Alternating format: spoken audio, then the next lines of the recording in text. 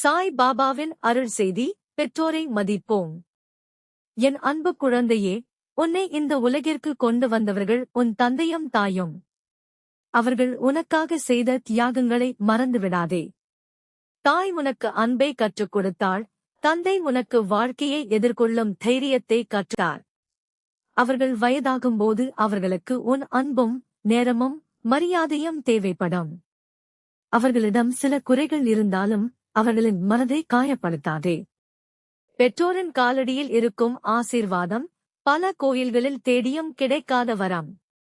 அவர்களை மதித்து அவர்களிடம் அன்பாக பேசு. அவர்களின் முகத்தில் ஒரு புன்னகையை வரவழைப்பதே மிகப்பெரிய புண்ணியம். நான் உன்னுடன் இருக்கிறேன்.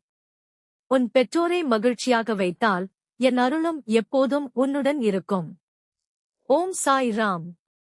இந்த செய்தி உங்களுக்கு பிடித்திருந்தால் லைக், ஷேர், சப்ஸ்கிரைப் செய்ய மறக்காதீர்கள்.